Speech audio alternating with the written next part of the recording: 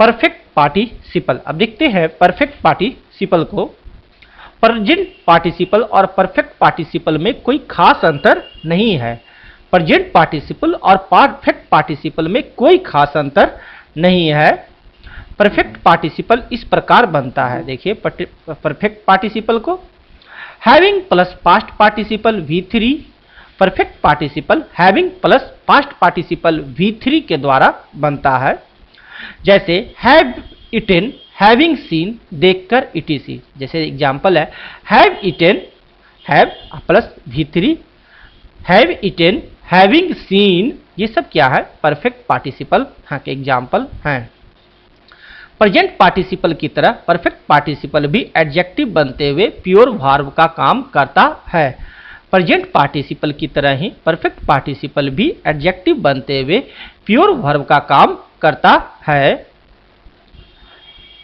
Having finished his studies Mohan took his meal, अर्थात पढ़ाई समाप्त करके मोहन खाना खाया। Having finished his studies, having finished क्या हो गया? Perfect participle. Having finished his studies, पढ़ाई समाप्त करके Mohan took his meal, Mohan खाना खाया।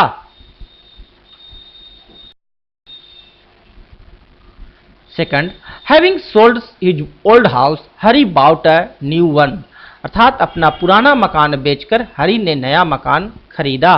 Having sold his old house Hari bought a new one, पुराना मकान बेचकर, having sold his old house, अपना पुराना मकान बेचकर, Hari bought a new one, Hari ने नया मकान खरीदा। प्रेजेंट पार्टिसिपल के तरह परफेक्ट पार्टिसिपल में भी हम नाउन को आगे पीछे रख सकते हैं, दोनों सही है। प्रेजेंट पार्टिसिपल के तरह परफेक्ट पार्टिसिपल में भी हम नाउन को आगे पीछे रख सकते हैं। Mohan took his meal having finished his studies, देखिए हैविंग फिनिश्ड हिज स्टडीज को बाद में रख दिए और मोहन टुक हिज मील को पहले, और बोले क्या? Mohan took his meal having finished his studies. Having finished sentences third और फोर में नाउन के बाद रहकर परफेक्ट पार्टिसिपल उसे क्वालिफाई कर रहा है। यहाँ हैविंग फिनिश्ड जो है यह क्या कर रहा है? परफेक्ट पार्टिसिपल को क्वालिफाई कर रहा है। नाउन के बाद रहकर परफेक्ट पार्टिसिपल को क्वालिफाई करता है। आप देखिए Mohan took his meal having finished his studies, यहाँ देखिए मील जो नाउन है इसके बाद हैविंग फिनिश्ड है और यह हैविंग फिनिश्ड मील के बाद रहकर मील को क्वालिफाई कर रहा है। Hari bought a new house having sold his one, Hari bought a new house having sold his old one. आप जो सेकंड सेंटेंस देख रहे हैं having sold his old house, इसको बाद में कर दिए और Hari bought a new one को पहले कर लिए। इस तरह से भी लिख सकते हैं और बोलते हैं फोर्थ सेंटेंस, सेकंड सेंटेंस जो है Hari bought a new house having sold his old one. Difference between present participle and perfect participle. अब देखते हैं प्रेजेंट पार्टिसिपल और परफेक्ट पार्टिसिपल के बीच में डिफरेंसेज। जब एक ही सब्जेक्ट द्वारा दो कार्यों को साथ साथ या लगभग साथ साथ किया गया हो तो प्रेजेंट पार्टिसिपल का इस्तेमाल होता है।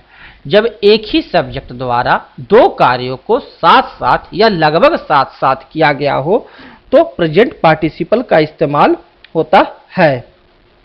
लेकिन दो कार्यों के बीच अगर कुछ समय का अंतराल हो तो परफेक्ट पार्टिसिपल का प्रयोग होता है। लेकिन अगर किसी दो कार्य के बीच एक ही सब्जेक्ट द्वारा किया जाता है दो कार्य और उनके बीच कुछ समय का अंतराल होता है तो वैसी स्थिति में परफेक्ट पार्टिसिपल का प्रयोग होता है। He went away singing a song, वह गाना गाते हुए चला गया, वह गाना गाते ही चला गया। अब देखिए he went away singing a song, यह क्या है? प्रेजेंट पार्टिसिपल है क्योंकि वह गाना गाते जा रहा है, यानी दोनों कार्य एक व्यक्ति द्वारा किया जा रहा है और एक ही समय में किया जा रहा है। तो he went away singing a song, वह गाना गाते हुए चला गया। लेकिन he went away having sung a song, अर्थात वह गाना गाकर चला गया, यानी कुछ देर बाद गया, गाना गाया, कुछ देर बैठा, चाय पानी पिया और उसके बाद वह गया। ऐसे वाक्यों को, यानी दो कार्य के बीच में कुछ दूरी है कुछ समय का अंतराल है, तो ऐसे कार्य के लिए परफेक्ट पार्टिसिपल का प्रयोग किया जाता है। He went away having sung a song. Getting the prize, Hari jumped for joy, अर्थात पुरस्कार पाते ही हरी खुशी से उछल उठा। पुरस्कार पाना और हरी का उछल कर उठना, खुशी से उछलना, दोनों कार्य जब एक साथ हो रहा है तो ऐसी स्थिति में हम लोग प्रेजेंट पार्टिसिपल का प्रयोग करते हैं और बोलते हैं क्या, गेटिंग द प्राइज, यानी पुरस्कार पाते ही, Hari jumped for joy, Hari खुशी से उछल उठा। Having got the prize, Hari jumped for joy, अर्थात पुरस्कार पाकर हरी खुशी से उछल उठा। यहाँ देखिए इस सेंटेंस में क्या है कि ऐसे सेंटेंस जब हम परफेक्ट पार्टिसिपल का प्रयोग कर रहे हैं तो इसका मतलब पुरस्कार पाने के बाद कुछ देर बाद वो खुशी से उछला।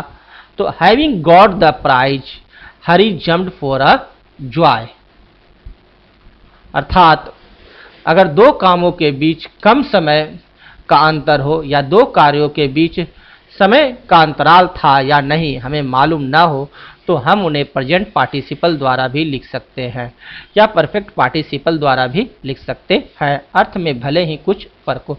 अगर दो काम के बीच में कम समय का अंतर हो या दो कार्यों के बीच समय का अंतराल था या नहीं हमें मालूम ना हो तो हम उन्हें प्रेजेंट पार्टिसिपल द्वारा भी लिख सकते हैं और परफेक्ट पार्टिसिपल के द्वारा भी, भले ही अर्थ में कुछ फर्क हो।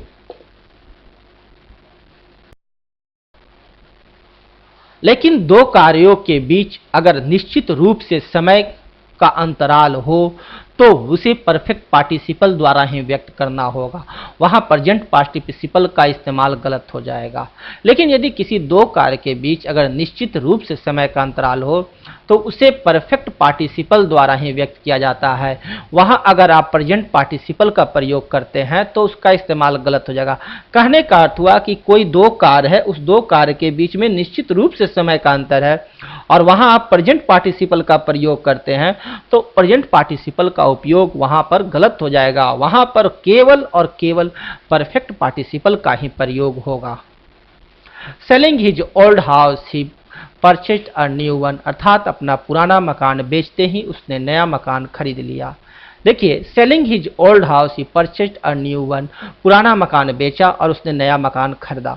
इस दो कार्य के बीच में समय का डिफरेंस तो होना ही है, एक बार में दोनों कार्य कभी नहीं हो सकता है।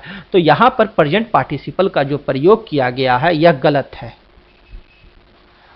Failing twice he didn't try again, अर्थात दो बार फेल करते ही उन्होंने कोशिश नहीं की। अब देखिए, दो बार फेल किया और उसके बाद उसने कोशिश नहीं किया तो तीसरे बार कोशिश करने में तो समय का अंतर होगा ही होगा। ये तीसरा बार कोशिश करने में समय का अंतर होगा ही होगा फेल होने के बाद। तो यहाँ पर भी प्रेजेंट पार्टिसिपल का प्रयोग गलत है। इन दोनों सेंटेंसेज में कार्यों के बीच में डिफरेंसेज हैं, समय का अंतराल है, तो यहाँ परफेक्ट पार्टिसिपल का प्रयोग होना चाहिए। यह दोनों सेंटेंसेज गलत हैं क्योंकि पुराना मकान बेचने तथा नया मकान खरीदने के बीच कुछ तो समय का अंतराल होगा ही। उसी प्रकार दो बार फेल करने के बाद वह तीसरे बार कोशिश नहीं किया। यह दोनों काम साथ साथ होने का कोई प्रश्न ही नहीं उठता है।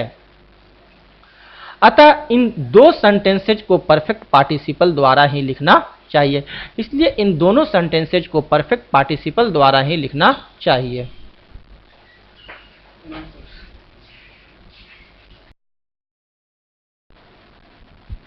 Having sold his old house, he purchased a new one, अर्थात अपना पुराना मकान बेचकर उन्होंने नया मकान खरीदा। Having sold his old house, he purchased a new one, अपना पुराना मकान बेचकर उन्होंने नया मकान खरीदा।